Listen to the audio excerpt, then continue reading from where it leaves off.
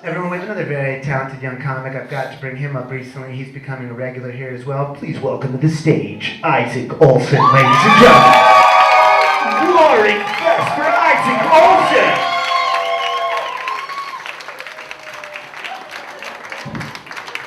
How's it going? Jesus Christ. Look over there. I only have 6 minutes. Sit down. So my birthday just passed this week. I didn't do anything too crazy. I was actually raised a Jehovah's Witness, and we don't celebrate birthdays. So I guess I still feel like a little guilty. No, guilt's not the right word. It's more like I love using my religion as an excuse to get away with not doing shit that I don't want to do.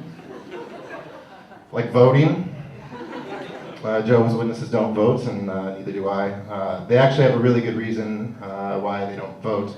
I just don't know what that is. Personally, I just don't vote because I don't care. Mainly just because, you know, if I vote, I feel like I'd have the need to learn about politics and read the newspaper day after day, and that would really cut into my other obligations. I mean, I just reactivated my World of Warcraft account, and that takes a lot of time. So, yeah. People always give me shit about not voting. You know, it's your civic duty, is what they always say, and I just say, hey man, it's against my religion, and they're just like, oh, okay. They get over it really fast, so it's pretty good. Other perks about being a Jehovah's Witness: we don't have to salute the flag. I also don't have to stand at sporting events for the national anthem.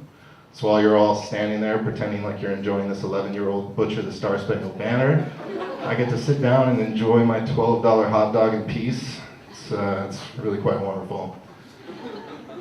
So my parents didn't buy me birthday presents growing up, but it's not like I didn't get any gifts. My extended family, you know, they felt bad. And so they would send them anyway, but they would just send them a week in advance, unwrapped, as if the wrapping paper was really the deal breaker in this whole scenario. Yeah, it's fine. It's no big deal. I'm a pretty terrible Jehovah's Witness. I mean, I smoke, and I drink, and I fornicate, and but it's all right, because we don't believe in hell, so I'm good either way. I just recently joined the wonderful world of online dating. I don't know if any of you are familiar. It's going fantastic. Actually, it's really just turned me into a shallow, judgmental, all-around terrible human being. It's mostly just because I sit there and I just go girl after girl, and I just immediately think oh, this bitch's got some major issues if she's on an online dating website. I actually don't even read profiles anymore, just because it doesn't matter how many times a girl says oh, I'm laid back, or I'm not like most girls, I'm more like a guy. It's just not buying it anymore. I actually only really look at pictures now, but I mean, you have to have some sort of system, so I came up with rules as to who I cut out.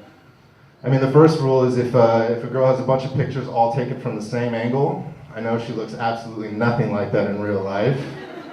Years of reading celebrity gossip magazines finally paid off. My other rule is if a girl takes a picture with a makeshift mustache, you know, draws one on her finger and puts it up, I immediately skip her. It's mostly just because, you know, fuck, I forgot what I was gonna say about that. And that's exactly what it is. No, I really only do it just because, I don't know, I'm just, it's annoying, and I feel like if you're really gonna make me want to picture hair on your upper lip, I don't know, it just makes my dick soft, I guess, I don't know. It's terrible. Actually, now that I'm saying all this out loud, I'm really understanding why I haven't yet to get a date on this website. It's making more sense now. I'm actually still amazed when girls sleep with me. It's just the weirdest thing.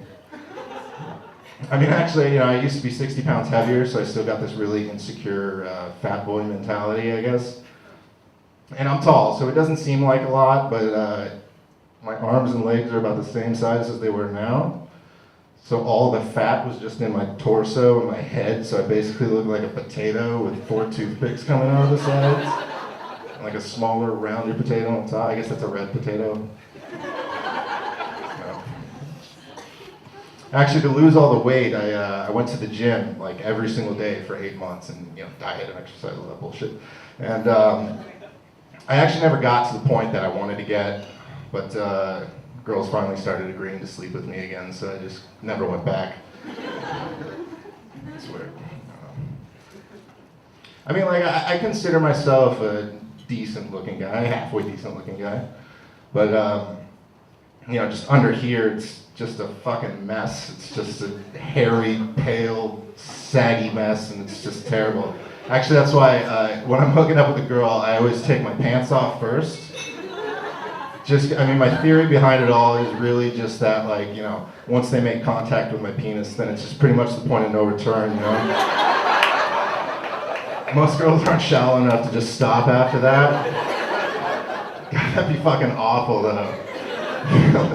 We're going at it, and I take my shirt off, she's like, no, never mind. That pretty much destroy any last shred of self-confidence that I have.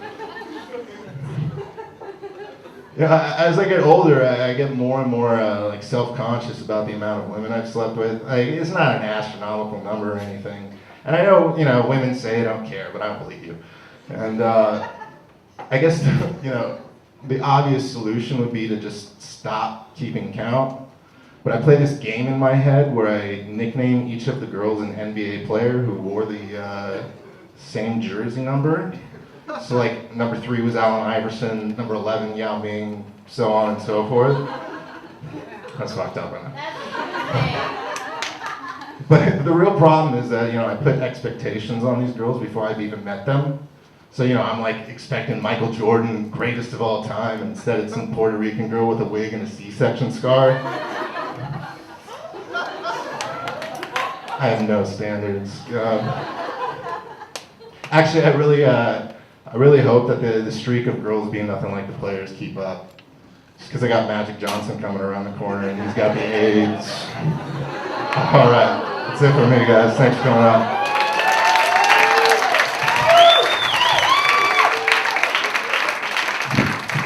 Isaac Olson, ladies and gentlemen, keep it going.